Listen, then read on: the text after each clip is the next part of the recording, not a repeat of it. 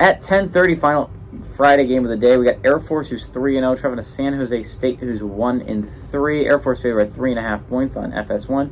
Zach Larrier for Air Force gone 6 of 10, throwing for 193 yards, 1 touchdown, 0 interceptions. Owen Burke has gone 39 carries for 222 yards and 2 touchdowns. And Jared Rosnos has had 3 catches for 144 yards and a touchdown. Chevon Cordero has gone 78 of 133, thrown for 783 yards, 6 touchdowns to 1 interception. Quali Conley has had 32 carries for 213 yards and 2 touchdowns. And Nick Nash has had 20 catches for 206 yards and 3 touchdowns. Air Force is 4-2 against San Jose State all time. Last game went to San Jose State in 2020, and Air Force and San Jose State, when they played in one-possession games, they're 1-1. Each of them have won 1.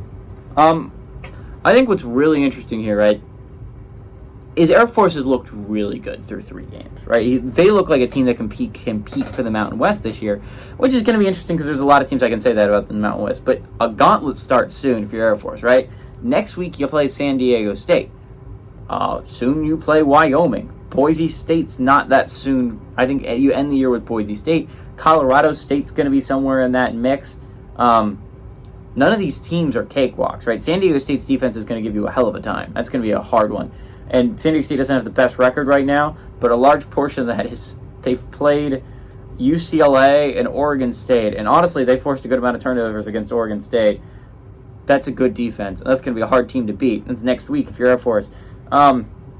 Obviously, Boise's going to be tough at the end of the year. They're always tough. I think you play Wyoming at some point. You've seen Wyoming. They gave Texas a fight deep into the 4th quarter. That was a tie game entering the 4th, by the way. We'll get more into that later. Obviously, Colorado State's going to be tough. They should have beaten Colorado this week on the road. Just crazy. It's going to be it's going to be a gauntlet if you're playing in the Mountain West. And kind of starts here, right? We don't know how good San Jose State is. They're 1-3, but 2 of those losses were against really good football teams, right? They played Oregon State and USC. Hard to say how good you are after losing badly, but to 2 phenomenal football teams, right?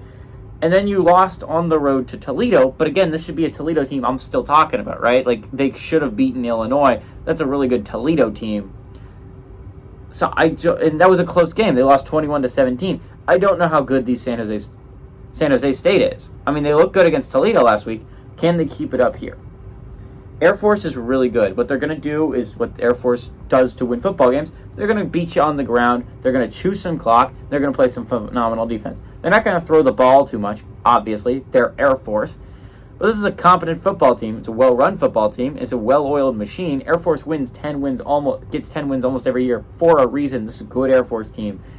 I don't think this is as bad as San Jose State team, but it would just hurt if you're San Jose State to fall to 1-4 to start the year and expect to go 5-2 down the stretch is going to be hard to get to a bowl game.